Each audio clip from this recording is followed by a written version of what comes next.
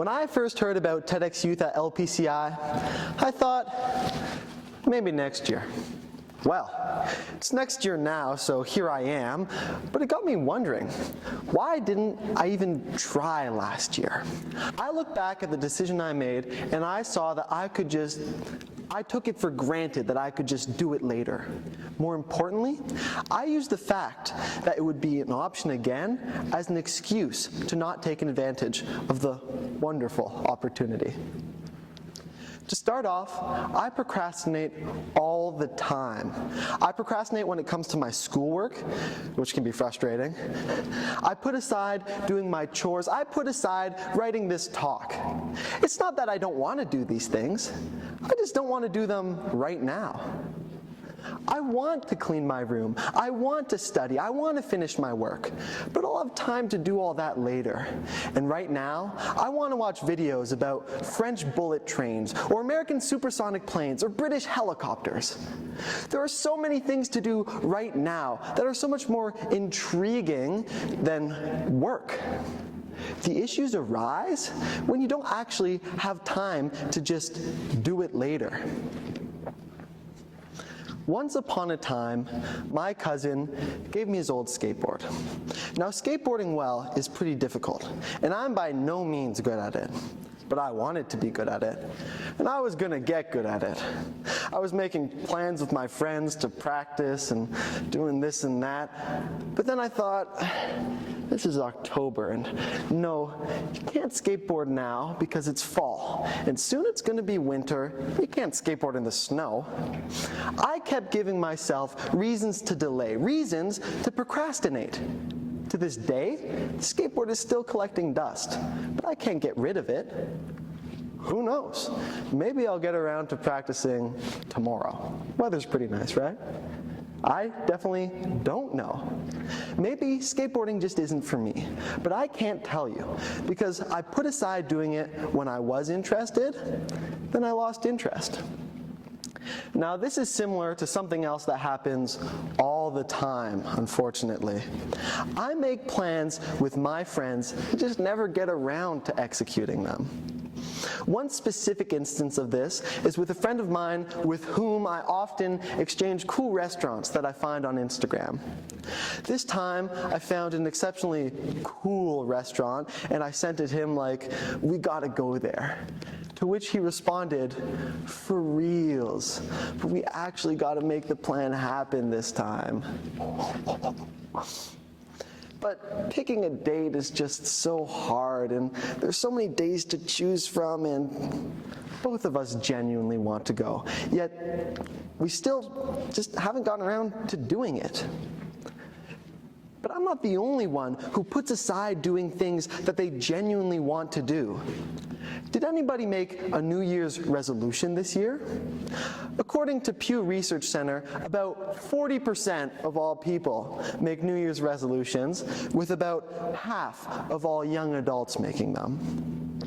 Among those resolutions, 40% of people claim to have not kept all of their resolutions just 1 month into the new year.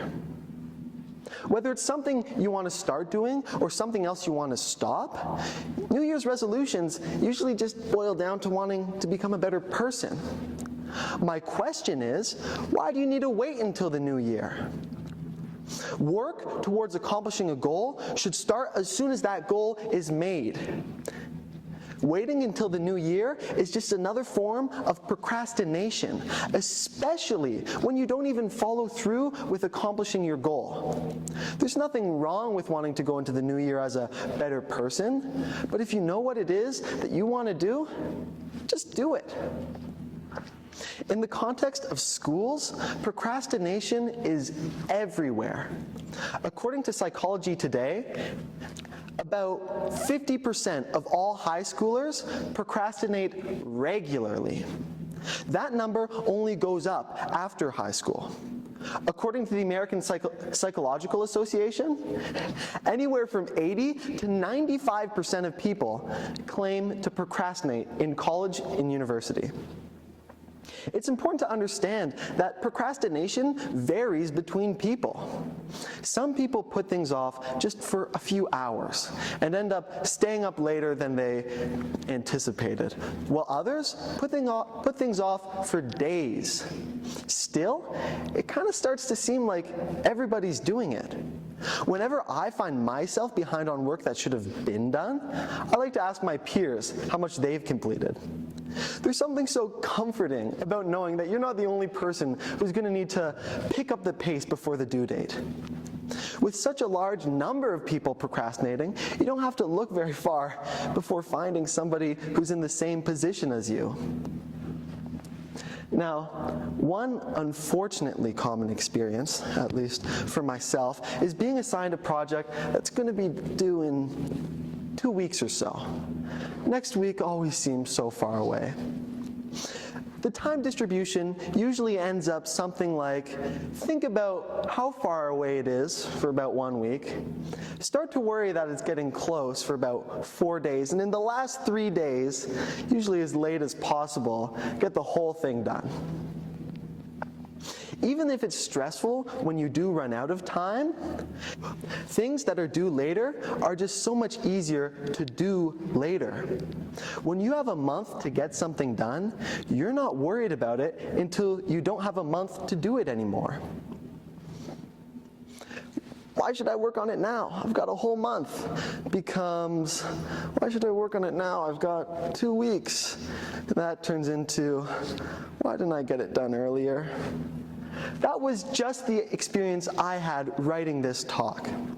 Now, when I've got a big project to do, I like to think about working a lot instead of actually getting work done. That way in my head, I feel less bad about not actually having made any progress. Unfortunately for me, and anybody who can relate, when it's time to turn in your work, you can't submit your thoughts. When the TED team asked to see how much progress I had made on my rough draft, I didn't even know what to tell them. I had actually made less than no progress since the start of the year because I had removed something from my introduction that I didn't like. I ended up writing half of the whole draft in just one night, just so that I didn't have to admit that I was behind. This was clearly stressful, but naturally, I didn't make any changes to my behavior at all. I just waited until the next deadline to write the second half. Somehow it just made sense in my head. By now, I was starting to get emails about refining my talk and polishing things up. To be perfectly honest, I found it embarrassing to be behind in work that was expected of me. At the end of the day, procrastination is just an excuse to not do something in the moment. I can't do it now, I'm going to do it later. These excuses stop us from doing things we genuinely want to do. They separate us from the people we want to be. Someone can know exactly what change it is that they want to make without actually making it, but it takes action to make an impact. I think Willie Nelson said it best when he said, "In time, you're going to pay." And it's surprising how time slips away. That's from his song, Funny How Time Slips Away. And while he wasn't writing about procrastination when he wrote it, I think he perfectly describes procrastination. You're not going to suffer right now if you procrastinate. In fact, it's actually kind of pleasant to just ignore your work. But it will catch up to you, and it catches up to you faster than you might hope. Accomplishing your goals starts now. If I had written this talk over a longer period of time, I wouldn't have stayed up so late all of those nights. But it doesn't matter. What ifs aren't worth anything. There's no sense in dwelling on things that you should have done differently. Right now is the time to just go ahead and do whatever it is that you wanted to do. I call it the New Goals Resolution. This is your milestone to just go ahead and make whatever change it is that you wanted to make. That way, if your goal does end up being a little unrealistic, you don't have to wait until next January to change it. Dream today, act right now, and see the impact it makes on your life. Thank you very much.